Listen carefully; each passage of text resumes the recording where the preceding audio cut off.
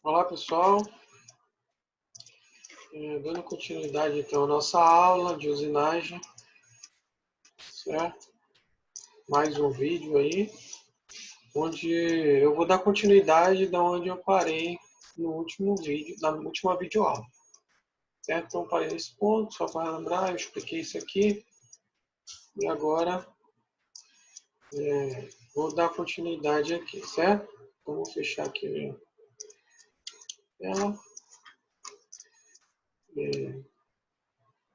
Então vamos lá. Então, ainda falando sobre as pastilhas, né? A sua geometria,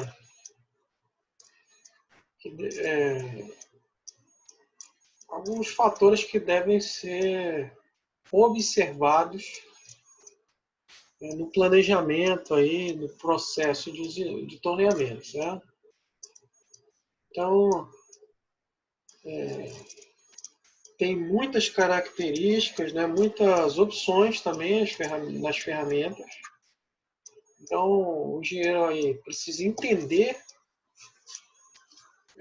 a influência dessas diferentes características geométricas das ferramentas, os formatos que basicamente vão influenciar os ângulos aí de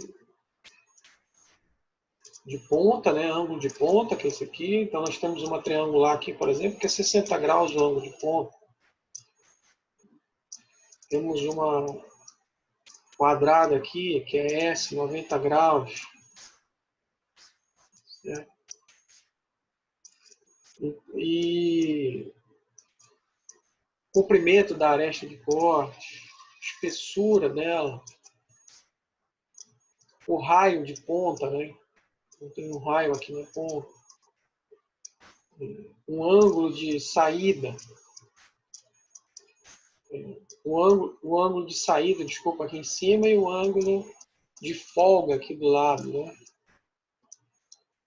O ângulo de posição é dado pelo conjunto pastilha e porta-ferramenta, né? Mas essas características da macrogeometria e da microgeometria da ferramenta, elas já são adquiridas com a ferramenta, certo?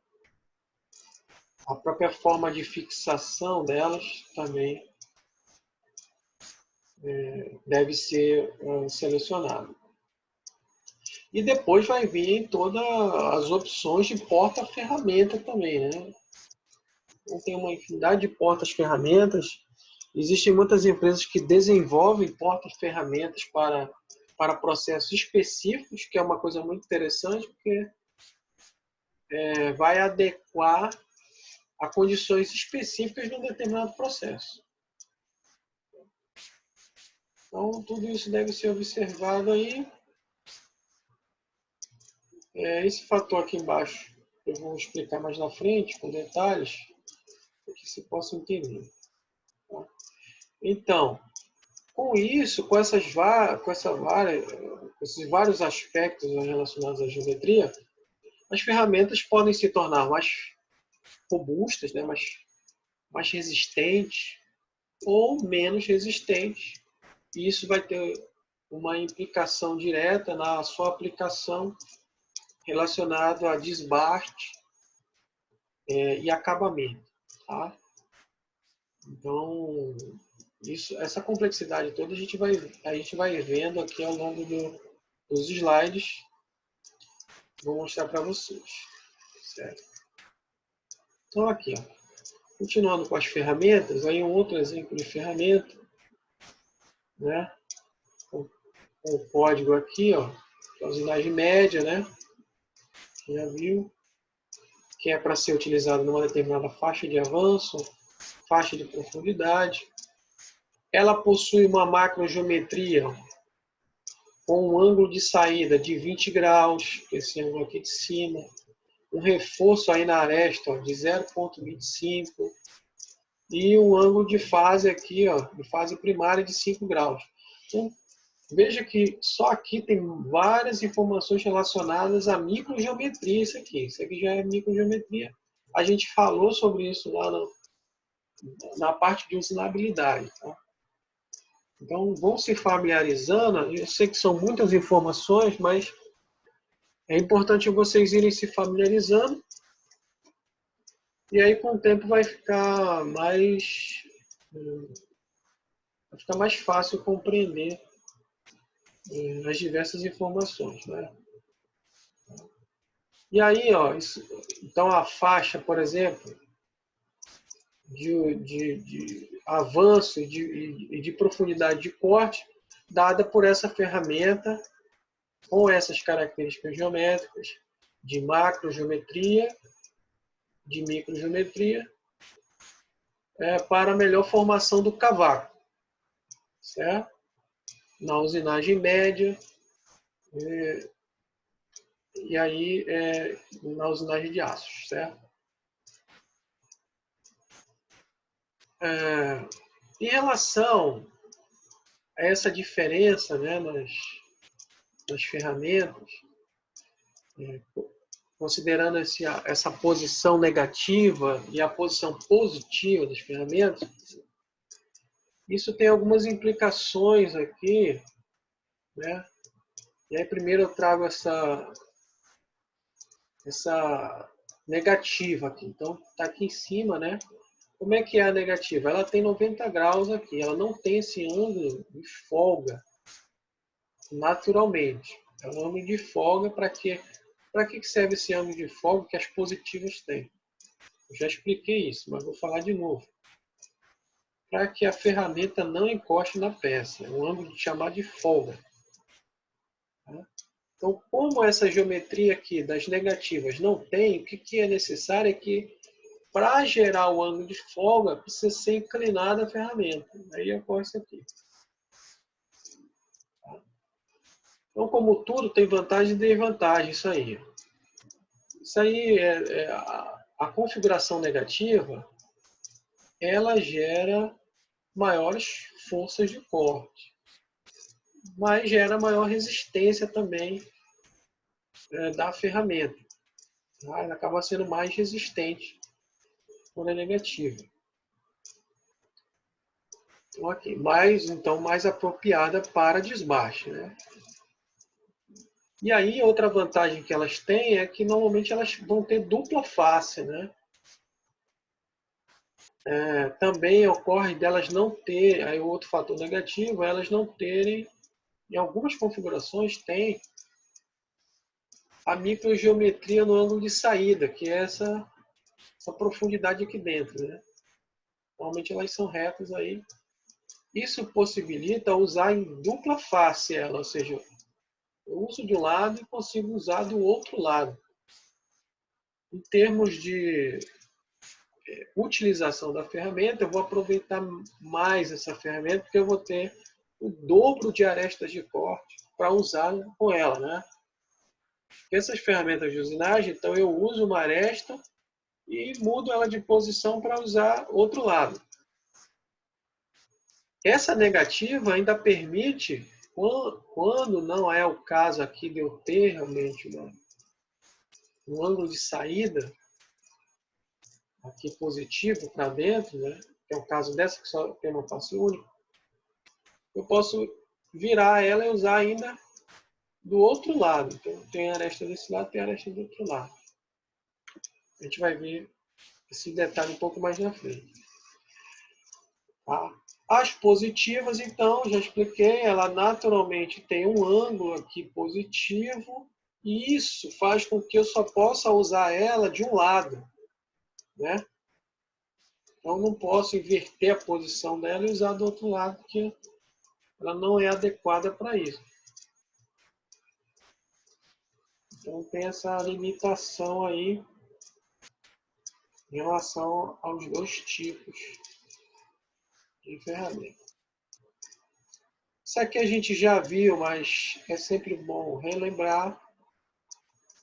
Em relação à escolha do material de corte, é uma das principais coisas que a gente viu na usinabilidade, que é aquele primeiro conjunto de slides, em que eu falei dos diversos materiais das ferramentas de corte. Tá? Então aqui não vou entrar mais em detalhe, mas Lembrando que eu tenho várias opções e essas opções são de acordo com o tipo de material que eu vou cortar, o tipo de processo, né? Lembrando que as temperaturas serão muito elevadas. O torneamento, principalmente, ele tem essa característica de ter temperaturas constantes e muito elevadas, né? Porque a ferramenta fica em contato, né, constantemente durante todo o processo, praticamente com a peça cortando. Não há um intervalo como no fresamento. Então, o material da ferramenta precisa ter características, né, para suportar e dar uma resistência, uma tenacidade a essa ferramenta. Em caso de dúvidas quanto ao material, voltem lá no primeiro conjunto de slides e analisem lá, né, que lá tem todas essas informações que são muito importantes, né? Aí o formato da macrogeometria, né? Eu já venho falando desde o começo aí dos nossos slides, as opções que nós temos de macrogeometria, né? Representado pelas letras que iniciam o código da ferramenta. R, S, C, W, T, D, V. Tá? Observe que cada uma delas tem um ângulo de ponta, esse chamado ângulo de ponta, que é esse ângulo aqui, ó. A V, por exemplo, 35 graus, ele tem nessa ponta. Só são utilizados, então, ó, nesse caso, as pontas aqui, né, para cortar. Não é utilizada essa ponta. Aí 55, 60, triangular, 80, 80, C e a 90. E a redonda ainda tem algumas aplicações específicas.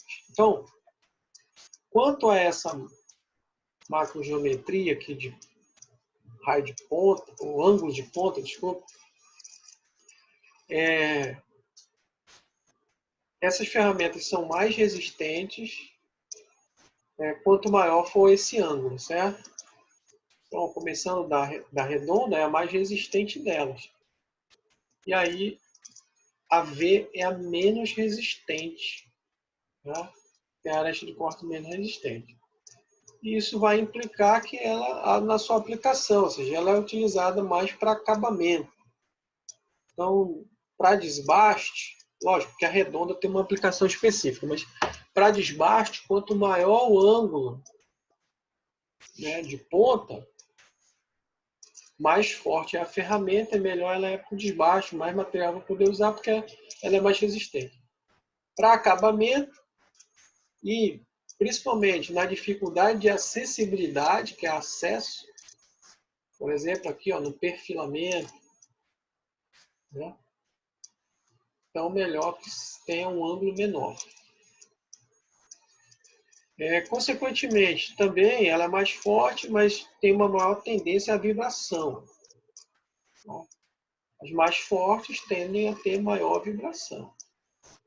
Essas peças de ângulo maior são utilizadas em desbaste, acabam removendo mais material, tem uma exigência de potência maior, de forças de corte maior, potências maiores também. Então, tudo está relacionado. E maior vibração também.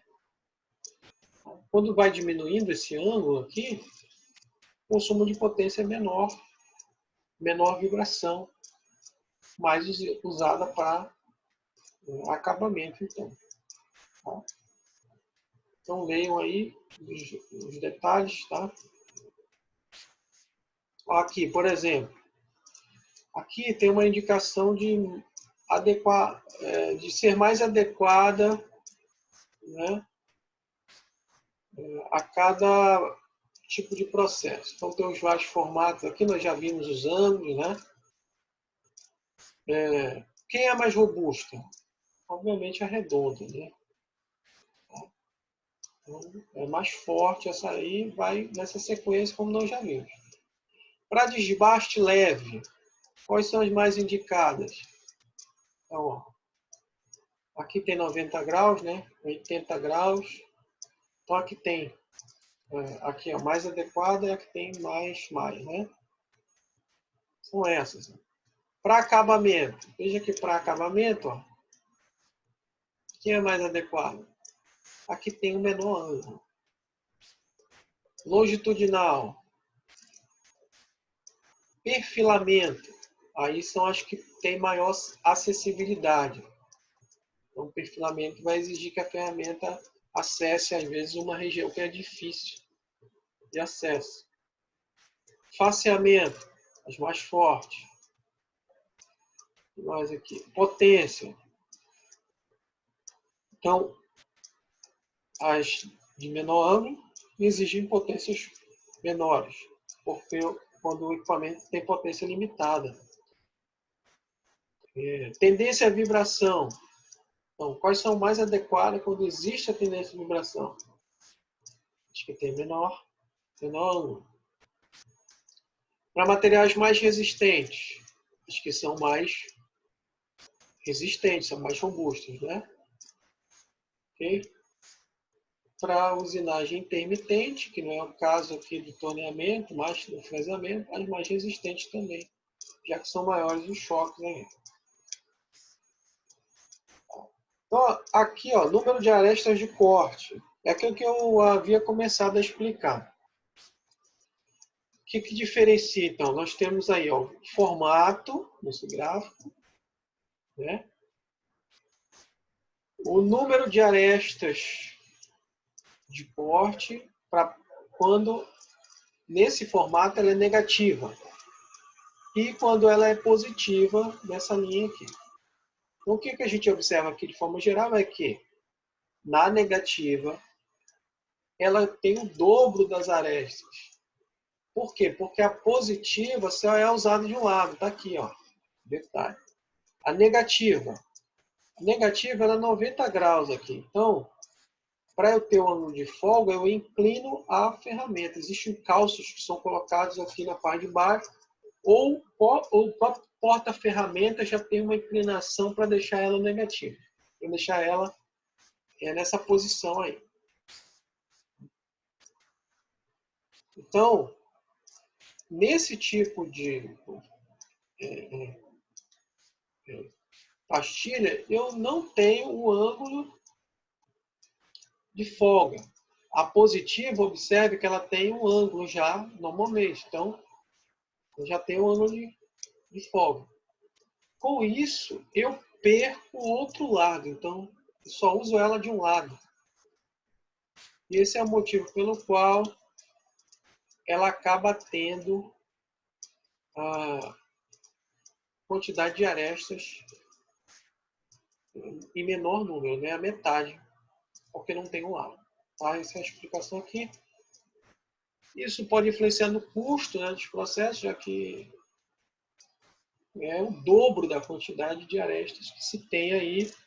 Isso pode ser um motivo pelo qual eu escolha usar uma negativa, que pode influenciar realmente. Né? Para acabamentos, as positivas são melhores, né? Realmente. Mas para desbaste, as negativas são mais fortes. E qualquer formato desse pode ter as duas geometrias aqui, as positiva e negativa em qualquer formato, certo? Raio de ponta. O que deve ser observado? Então, esse é um aspecto relacionado a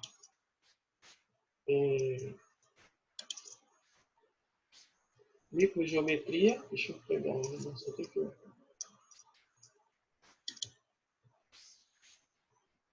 perdi o marcador. Então, o que deve ser observado em relação ao raio de ponta? Né? O raio de ponta ele deve ser sempre comparado à profundidade de corte. Tá? Então, ele deve ser sempre, o ideal é que o raio de ponta seja menor do que a profundidade de corte. Então, nós vimos que o raio de ponta é uma informação que já tem no código da ferramenta, por exemplo. 0,8. Então, essa ferramenta, por exemplo, ela deve ser usada com uma profundidade no mínimo 0,8. Apesar de colocar aqui 0,5, eu devo usar ela no mínimo de 0,8, que é para chegar na condição de ter o raio menor do que a profundidade. Tá? Então, quando eu definir uma profundidade de corte, eu devo observar se a minha ferramenta, se a minha pastilha, qual o raio de ponta que eu estou usando. Por quê? Essa configuração que é inadequada, que é ter um raio de ponta maior do que a profundidade, vai gerar vibração e vai gerar maior consumo de potência de corte, por causa da vibração. Porque as forças vão sofrer variação. Tá? E com variação de força, eu vou ter variação de potência, variação de consumo de energia.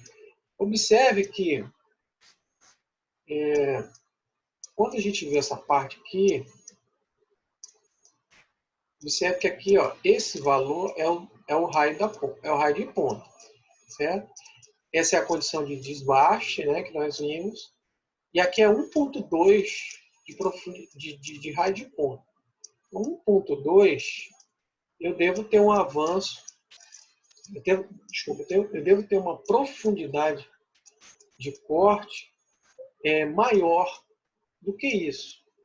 E aqui ele configura a partir de 1, tá vendo? A partir de 1. Então, com essa ferramenta, eu devo usar pelo menos 1,2. Ele bota, por exemplo, 5, que é o parâmetro aqui que ele coloca como se fosse o melhor. O 5 é maior do que 1,2, então estaria bem adequado para usar. Aqui, ó, o raio diminuiu, agora é média, né? Usinagem média, 0,8 o raio de ponta. E aí a profundidade aqui, ó, que ele indica é 3. Beleza, adequado. E aí eu tenho que olhar aqui, a faixa 0,5, 5,5. Então não devo usar 0,5, isso pode gerar algum tipo de vibração. Eu tenho que usar a partir de 0,8, então melhor, dentro dessa configuração. Aqui, ó, no acabamento, 0,4 na profundidade. Aí ele indica que 0,4, beleza, adequado, está igual, né? Então pode, tudo bem. E aí ele fala 0,25 já não deve ser usado, deve ser usado a partir de 0,4. Tá? Esse detalhe chama atenção aqui no raio de ponta. Tá? Selecionar o raio de ponta que seja menor do que a profundidade de corte.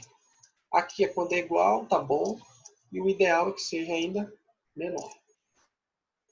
Isso por quê? Só para fechar essa parte, né? Porque, por causa da vibração, vai gerar a variação de força, né? Nessa condição, vai promover uma tendência à vibração. Então, nessa condição, a força não vai variar, ela vai estar estável, né? É o que mostra nesse gráfico. E aí, então, eu não vou ter essa incidência de vibração pela variação da força de corte, certo? Então, eu vou ficar por aqui, né? Tá? Eu vou ficar por aqui, porque já passamos dos 20 minutos.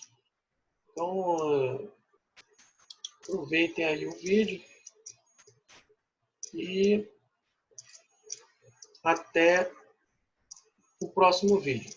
Bons estudos!